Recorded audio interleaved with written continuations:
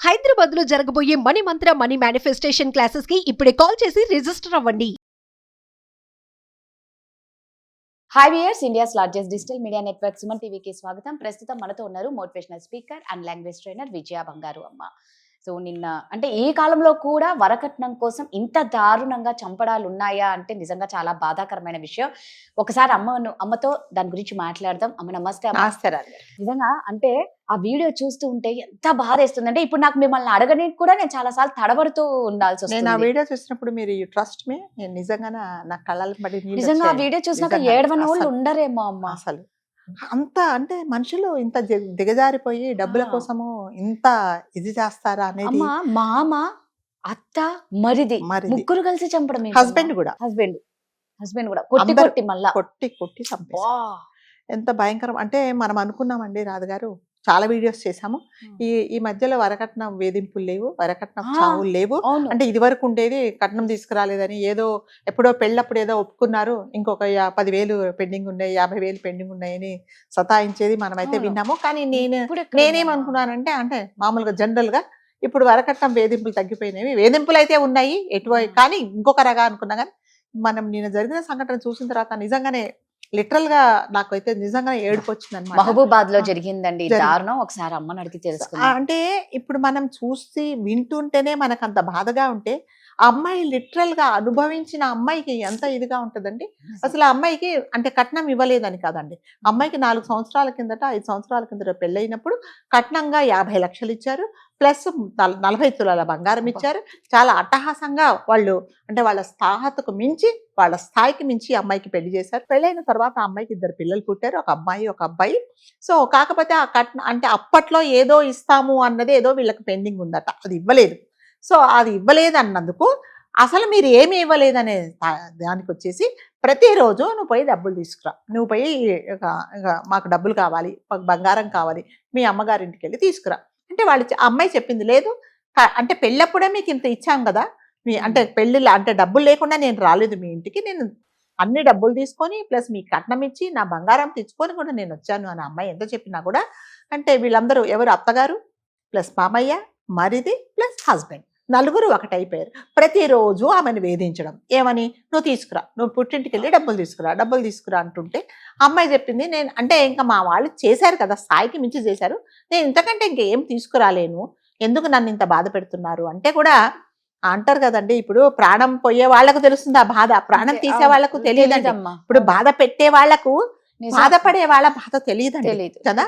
So అలా అమ్మాయిని చాలా రకరకాలుగా హింసించి ఇంకా ఒక రోజు తారస్థాయికి వెళ్ళిపోయి ఏం చేశారంటే అందరూ కలిసి ఈ అమ్మాయిని ఎలా కొట్టారంటే, అసలు అమ్మాయిని ఇప్పుడు మనం చూస్తే ఒళ్ళంతా గాయాల, ఆమెకి తల తీసుకెళ్లి మంచానికి వేసి కొట్టారు, మళ్ళీ లేచారు, మళ్ళీ లేపి అత్తగారు అంటే ఒక ఆడది అంటారు కదండి, ఆడవాళ్లకు దయాత్త హృదయులు, వీళ్ళు సున్నిత మనస్కులు.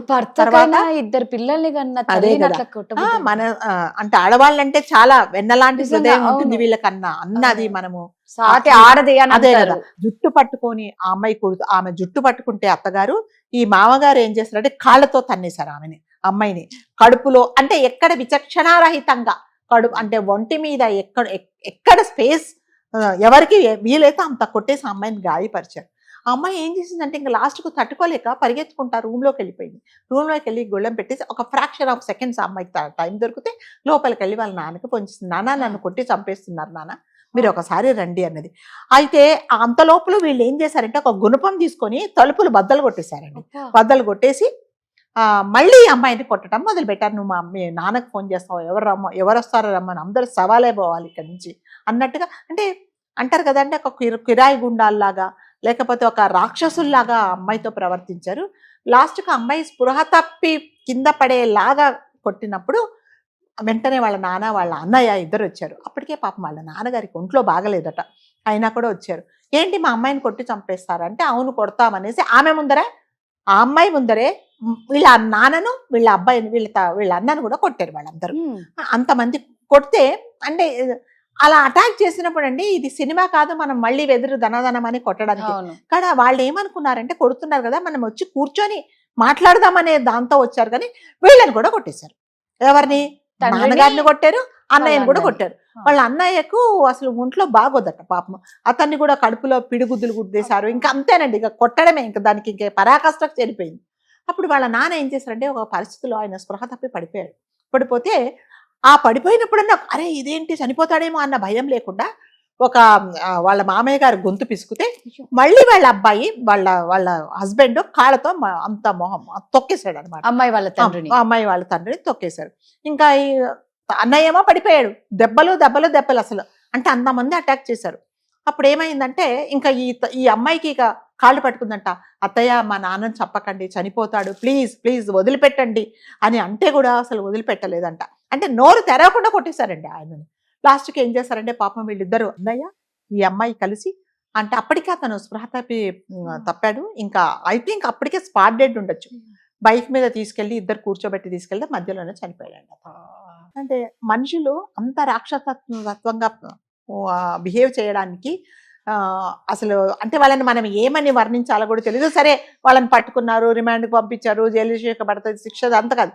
కానీ ఒక కుటుంబంలో ఒక తండ్రి పోయాడు కదా అమ్మాయికి, తర్వాత వాళ్ళ అమ్మకు భర్త పోయాడు, వాళ్ళ అన్నయ్యకు నాన్న పోయాడు. మరి ఇవన్నీ ఎవరు ఇది చేస్తారండి? అంటే ఈ డబ్బులు అనేది అంత ప్రాముఖ్యమా? రేపొద్దున మీరు వెళ్ళేటప్పుడు ఎవరు డబ్బులు తీసుకెళ్లారండి. అదే మీకు కూడా ఒక అమ్మాయి ఉంటే మీ అమ్మాయిని కూడా వాళ్ళ అత్తగారింట్లో ఇలా బాధపడితే మీకేమిటో తెలుస్తుంది. ఎంత భయంకరంగా అంటే ఆ అమ్మాయిని మనం చూసి ఎక్కడ చూసినా దెబ్బలే. ఆ చంటి పిల్లలు అసలు వాళ్ళకి ఏం చేయాలి? చంటి పిల్లలండి, ఐ థింక్ 3 సంవత్సరాలు 2 సంవత్సరాల పిల్లలే ఉండొచ్చు ఆ పిల్లలు కూడా. పిల్లల మెంటల్ కండిషన్ ఎలా ఉంటుందో చెప్పండి. అంటే అంత భయంకరంగా కొట్టేసి ఏమాత్రం మెర్సిలెస్ గా వాళ్ళు మళ్ళీ నోరు తెరిస్తే కొట్టేశారు. నోరు తెరిస్తే వాళ్ళ మాట సమాధానం ఏంటంటే కొట్టడమే. రక్తాలు వచ్చేలాగా కొట్టారండి. అసలు నిజంగా అది చదువుతుంటే నాకు అనిపిస్తుంది నిజంగా అమ్మాయి ఎలా భరించిందో ఏమో. ఇప్పుడు దెబ్బలు భరించడం ఒకటి, తండ్రిని పోగొట్టుకుంది. ఇప్పుడు తన అమ్మాయి ఏమంటుందంటే నేను చనిపోయినా బాగుండేది, ఆ దెబ్బలకు నేను ఓర్చుకున్నా బాగుండేది, మా నాన్నని పిలిపించి నేను ఇక్కడ చంపించాను అని అమ్మాయి అంటుంది అనమాట. ఎంత బాధ చెప్పండి. అంటే జనాలు ఎలా తెలుసుకోవాలండి, ఈ డబ్బులు అనేది శాశ్వతం కాదు. రేపొద్దున మనకు కూడా ఇదే పరిస్థితి వస్తుంది, మన పిల్లలకు కూడా ఇదే వస్తుంది. చనిపోతే మరి మనకు కదా పిల్లలు, తల్లి లేని పిల్లలు. ఎందుకంటే నీ ఇంటికి నిన్ను నమ్మి నీ వంశాన్ని ఉద్ధరించడానికి మీ ఇంటికి వచ్చి అంటే మీ వంశంలోనే పిల్లలే కదా, ఆ పిల్లలకు తల్లి లేకపోతే ఎలా, లేకపోతే తండ్రి లేకపోతే ఎలా, నేను ఈమెను ఎందుకు ఇంత బాధ పెడుతున్నాను అనేది అది ఏమి ఆలోచించకుండా విచక్షణ రహితంగా ప్రాణం పొయ్యేలాగా అమ్మాయిని కొడుతూ ఉంటే తప్పించుకునే ఉపాయం లేక ఎవరికి చెప్పుకోవాలో అర్థం కాక తండ్రికి చెప్తే తండ్రిని కూడా అలా భయంకరంగా కొట్టారండి. ఇప్పుడైతే పాపం తండ్రి అయితే లేడు, చనిపోయాడు అతను. ఆ అమ్మాయి చూడండి ఎంత బాధ, వర్ణనాతీతం అనమాట. కాబట్టి దయచేసి అంటే మనము ఎక్కడున్నామో మనుషుల మధ్యలో ఉన్నామండి, మనం ఎక్కడ అంటే రాక్షసుల మధ్యలో లేము, అడవిలో లేము. ఒక్కసారి ఇంగిత జ్ఞానం ఉపయోగించి మనం ఏం పని చేస్తున్నాము, ఎందుకు ఇలా చేస్తున్నాము అని, వాళ్ళు కూడా మనుషులే కదండి. ఒక్కసారి మనం ఎవరినైనా ఒక మాట అంటే పొరపాటున మనం అయ్యో ఎందుకన్నాము, అనవసరంగా అన్నామే, అయ్యో పొరపాటు అయింది కదా, వెళ్ళి సారీ చెప్పాలి, లేకపోతే నేను ఈ తప్పు చేయకూడదు అని మనం ఎన్నోసార్లు అంటే తెలిసి చేసినా తెలియక చేసినా తప్పు తప్పే. అది కూడా రియలైజేషన్ లేకుండా వాళ్ళు అమ్మాయిని వాళ్ళ నాన్నని పొట్టను పెట్టుకున్నారండి. ఇది మాత్రం చాలా భయంకరమైన బాధాకరము. సరే అతనికి జైలు శిక్ష పడుతుందా, లేకపోతే రిమాండ్ మీద ఉంటారా, బయటకు వస్తారా అనేది వాళ్ళకి తెలుసండి. ఇప్పుడు ఎవరైనా తప్పు చేసేవాడికి నేను ఈ తప్పు చేస్తున్నాను, నాకు ఇలాంటి శిక్షలు ఉంటాయని కూడా తెలుసు వాళ్ళకి. అయినా కూడా వాళ్ళు అన్నిటికీ ప్రిపేర్ అయిపోయి చేశారు అంటే ఒకసారి ఎవరిని వాళ్ళు ప్రశ్నించుకోవాల్సిన అవసరం అయితే ఉందండి.